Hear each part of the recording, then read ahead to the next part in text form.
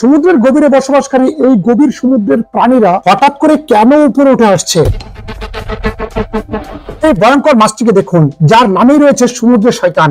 এটি নিজের মাথায় একটি টর্চের মতো আলো নিয়ে ঘুরে বেড়ায়, যার সাহায্যে এটি শিকারকে নিজের মুখের দিকে টেনে আনে। জাপানিজ লোককথা অনুসারে এই মাছের পানির উপরে ওঠা আসা মানেই বড় ধরনের এক প্রাকৃতিক দুর্যোগের ইঙ্গিত, বিশেষ করে ভূমিকম্পের।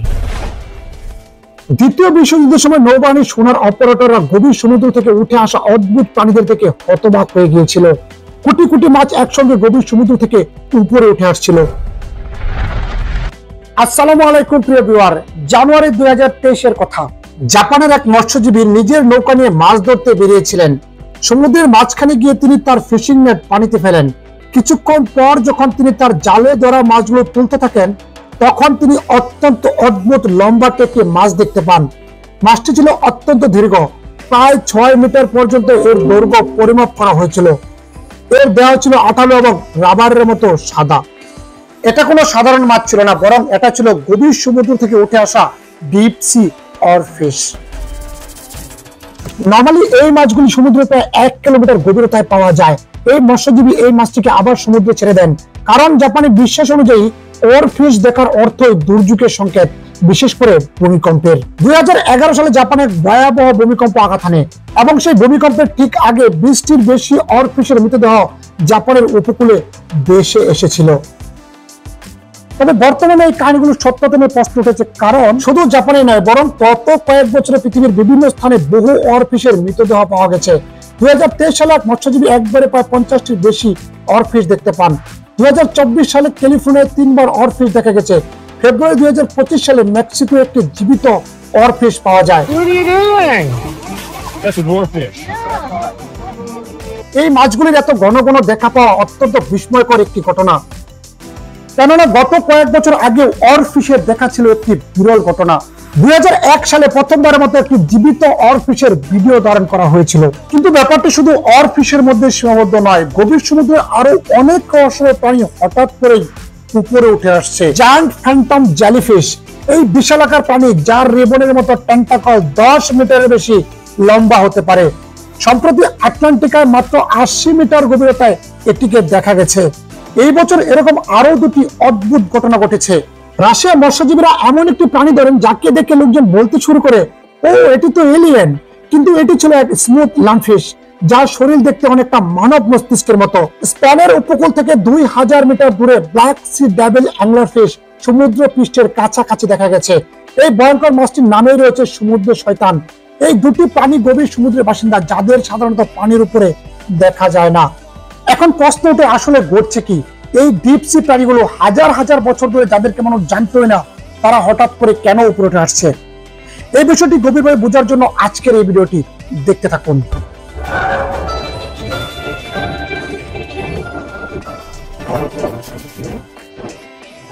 এই পৃথিবীর 71% অংশ জল দ্বারা আবৃত। আমরা এই বিশাল জলরাশিকে বিভিন্ন মহাসাগরে ভাগ করেছি। পৃথিবীর মোট জলরাশির 97% 5টি মহাসাগর রয়েছে: প্যাসিফিক মহাসাগর, আটলান্টিক মহাসাগর, ভারত মহাসাগর, আর্কটিক মহাসাগর এবং দক্ষিণ মহাসাগর। পুরো পৃথিবীর 94% ওয়াইল্ড লাইফ এই মহাসাগরগুলোতে পাওয়া যায়। কিন্তু আপনি জানেন কি, মানুষ এখন পর্যন্ত কেবলমাত্র 5% সমুদ্রকে অন্বেষণ এবং মানচিত্রায়িত করতে পেরেছে। বাকি 95%, বিশেষ করে গভীর সমুদ্র, এখনো এক রহস্যময় জগৎ। অবাক করা বিষয় হলো, আমাদের কাছে মঙ্গল গ্রহের সমুদ্র তলের চেয়ে স্পষ্ট মানচিত্র রয়েছে। চাঁদে মানুষ 300 ঘন্টারও বেশি সময় কাটিয়েছে, কিন্তু মাত্র 3 জন ব্যক্তি মাত্র 3 ঘন্টার জন্য সমুদ্রের সবচেয়ে গভীরতম অংশ চ্যালেঞ্জার দ্বীপে পৌঁছাতে পেরেছে। আপনি যখন কক্সবাজারের সমুদ্র সৈকতে দাঁড়িয়ে নীল জলরাশির দিকে তাকান, তখন আপনি কেবল সমুদ্রের উপরের স্তর দেখতে পান। এই স্তরকে সানলাইট জোন বলা হয়, যেখানে সূর্যের আলো পৌঁছায়। এখানে সমুদ্রের সবচেয়ে রঙিন এবং বৈচিত্র্যময় জীববৈচিত্র্য দেখা যায়। এটি সমুদ্রের একমাত্র স্তর যার প্রকাশ সংশ্লেষণ সম্ভব। তাই এখানে মাইক্রো অ্যাগলিও ফাইটোপ্লাঙ্কটন পাওয়া যায়, যা সমুদ্রের খাদ্য শৃঙ্খলের ভিত্তি। এই স্তরে সাধারণত আমাদের পরিচিত সামুদ্রিক প্রাণীরা বাস করে, যেমন তিমি, হাঙ্গর, কচ্ছপ এবং ডলফিন। কিন্তু যখন আমরা সমুদ্রের গভীরে যেতে থাকি, আলো কমতে শুরু করে, কারণ পানি সূর্যালোক আলো শোষণ করে নেয়। 10 মিটার গভীরতায় সূর্যের কেবলমাত্র 16% আলো অবশিষ্ট থাকে। 100 মিটার গভীরতায় 1% আলো থাকে। 1000 মিটার গভীরতার নিচে কোনো আলো পৌঁছায় না। এই কারণে সমুদ্রের গভীরে পর্যবেক্ষণ করা মানুষের পক্ষে অত্যন্ত কঠিন হয়ে পড়ে।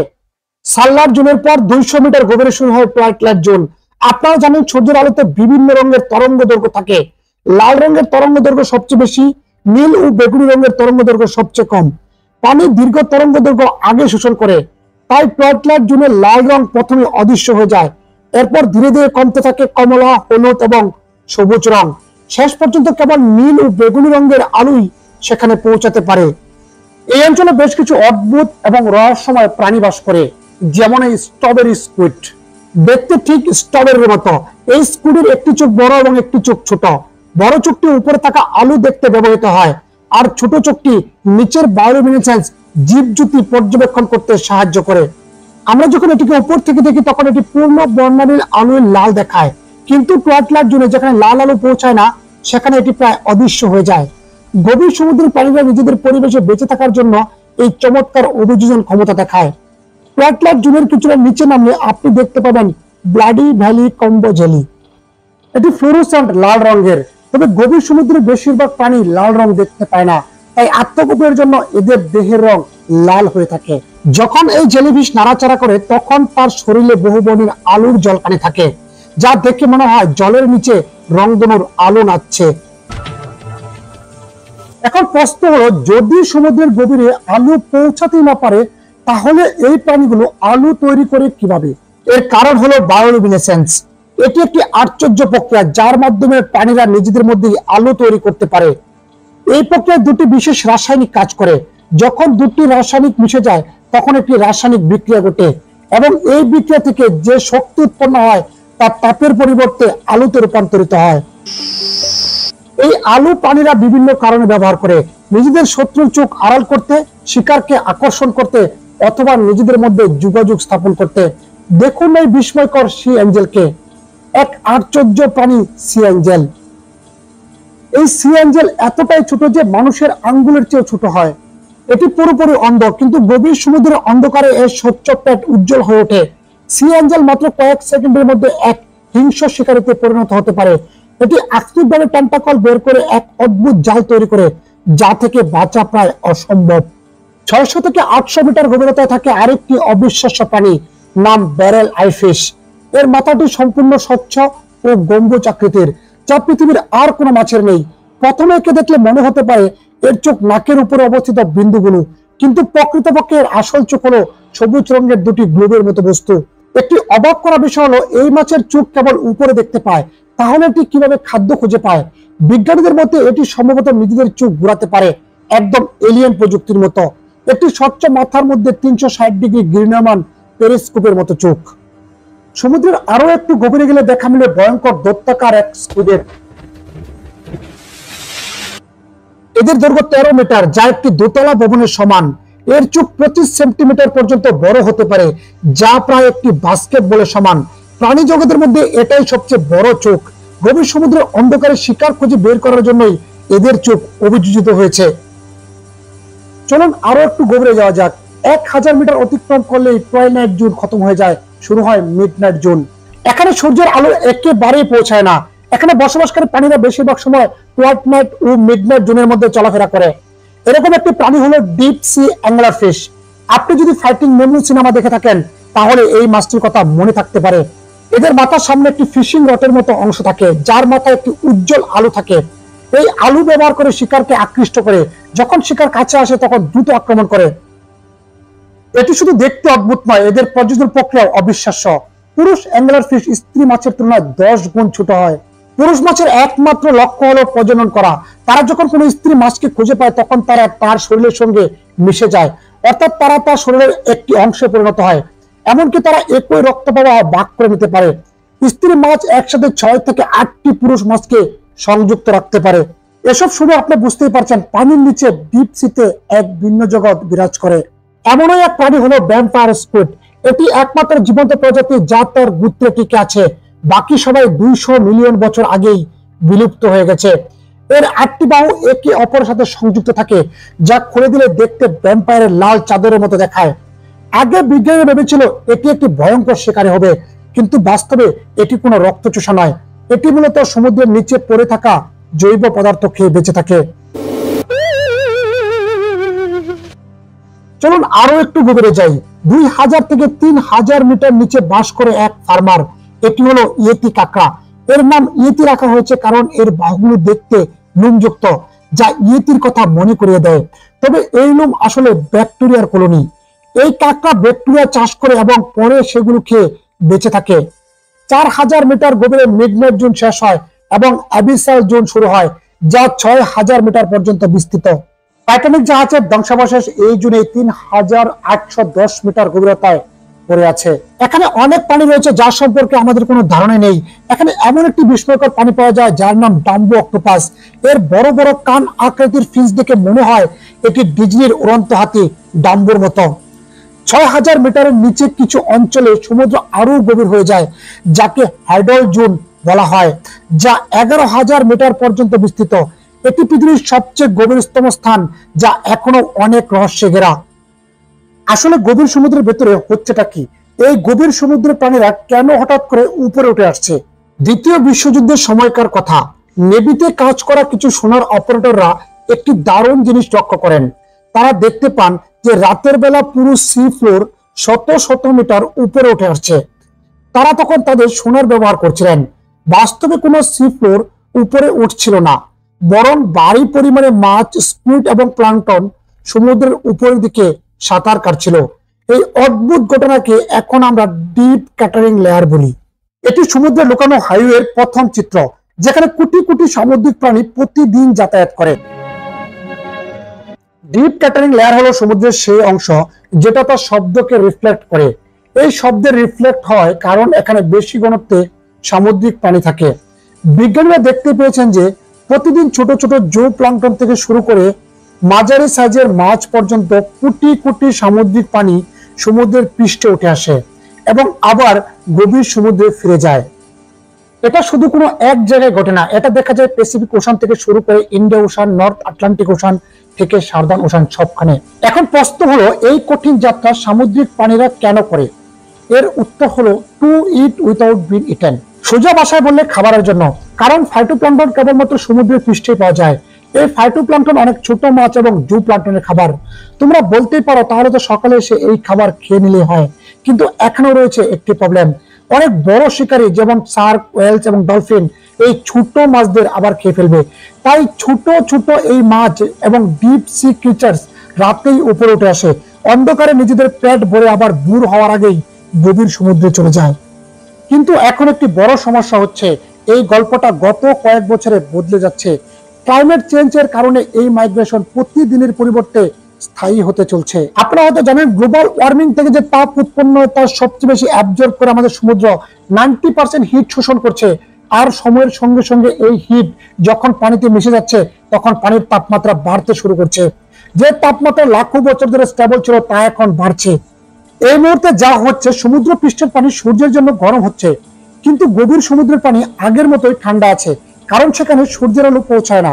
গরম পানি হালকা হয়, ঠান্ডা পানি থেকে কম ঘন হয়, তাই গরম পানি থাকে উপরে আর ঠান্ডা পানি থাকে নিচে। এই দুই রকম পানির মধ্যে এখন আর সহজে মিক্সিং হচ্ছে না। ফলে কি হচ্ছে, পৃষ্ঠের পানিতে যে অক্সিজেন থাকে তা গভীর সমুদ্র পর্যন্ত পৌঁছাচ্ছে না। ডিপ সিতে এখন অক্সিজেনের ঘাটতি হচ্ছে। অক্সিজেনের সামান্য ঘাটতিও মানে হলো তাদের পপুলেশনের বড় স্কেলে কমে যাওয়া। অনেক প্রাণী তো বিলুপ্তির ঝুঁকি তৈরি হচ্ছে। বিজ্ঞানীদের ধারণা, এই শতাব্দীর শেষে অ্যাবিসাল জোনের তাপমাত্রা 1 ডিগ্রি সেলসিয়াস পর্যন্ত বেড়ে যাবে। আর গভীর সমুদ্রের পানিরা সারফেসের পানিদের তুলনায় 11 থেকে 4 গুণ বেশি দ্রুত মাইগ্রেট করবে। এই অসাধারণ প্রাণীদের ভবিষ্যৎ এখন হুমকির মুখে। চমকপ্রদ বিষয় হচ্ছে, এদের মধ্যে অনেক প্রাণী আছে যাদেরকে আমরা এখন পর্যন্ত আবিষ্কার করতে পারিনি। প্রতি বছর নতুন নতুন প্রাণী আবিষ্কৃত হয় ডিপ সিতে। মানুষের কারণে এমন কিছু প্রাণী বিলুপ্ত হতে পারে যাদেরকে আমরা এখনো দেখতেই পারিনি। বিষয়টা কেবল প্রাণীদের জীবনের মধ্যেই সীমাবদ্ধ নয়, আমাদের নিজেদের জীবনেও এই গভীর সমুদ্রের সঙ্গে জড়িত। ডিপ সি বিপুল পরিমাণ কার্বন সংরক্ষণ করে। ফাইটোপ্ল্যাঙ্কটন গাছের মতো কাজ করে, এটি কার্বন শোষণ করে এবং গভীর সমুদ্রের মধ্যে ধরে রাখে। এর ফলে আমাদের বায়ুমণ্ডলে কার্বন ডাই অক্সাইডের নিয়ন্ত্রণ থাকে। কিন্তু যেভাবে জলবায়ুর পরিবর্তনের কারণে পরিবর্তন আসছে, সেগুলোর কারণে সমুদ্রের কার্বন ডাই অক্সাইড শোষণ ক্ষমতা হারিয়ে যাচ্ছে।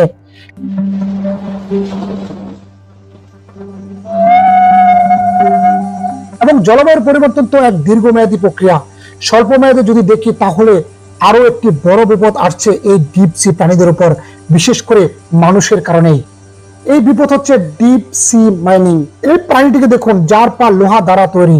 এটি গভীর সমুদ্রের ফ্লোরে হাইড্রোথার্মাল বেঞ্চের পাশে থাকে। এটি একটি ছোট্ট প্রাণী হলেও এর হৃদয় তার মোট শরীরের তুলনায় 4%, যা একে প্রাণী জগতের সবচেয়ে বড় হৃদয়ধারী প্রাণী করে তুলেছে। যদি মানুষের এমন হৃদয় হতো তাহলে আমাদের হৃদয় হতো আমাদের মাথার সমান। এটি সমুদ্রের যে হাইড্রোথার্মাল বেঞ্চের পাশে লক্ষ লক্ষ বছর ধরে বাস করছে, তা কয়েকজন লোভী মানুষের জন্য শেষ হতে চলছে। এখন পর্যন্ত 3টি স্থানে এই প্রাণীটিকে পাওয়া গেছে এবং 3টি স্থানে মাইনিং কোম্পানির নজর পড়েছে। তারা চায় এই হাইড্রোথার্মাল বেঞ্চের পাশে গিয়ে সোনা এবং রূপার খনি খনন করতে। কয়েকজন কেবল টাকার জন্য এখানে বিশাল বিশাল মেশিন পাঠাতে চায়। এগুলো এত গভীরে গিয়ে খনন করবে এবং এই সম্পূর্ণ সার্কুলার ইকোসিস্টেম ধ্বংস হয়ে যাবে। সোজা কথায় বলতে গেলে কয়েকজন ডোনাল্ড ট্রাম্পের মতো অকর্ম রাজনীতিবিদ আছে, যারা পুরো পৃথিবীর জন্য একটি বোঝা হয়ে দাঁড়িয়েছে। এমন নেতারা বারবার নিজেদের অনুসারীদের ব্রেনওয়াশ করে এটা বলে যে জলবায়ুর পরিবর্তন বলতে কিছু নেই।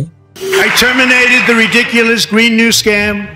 I withdrew from the unfair Paris Climate Accord. অন্যদিকে নিজেদের কর্পোরেট বন্ধুদের লাভ করাতে গিয়ে এই ডিপ সি মাইনিং এর মতো বিপজ্জনক কাজকেও প্রচার করে।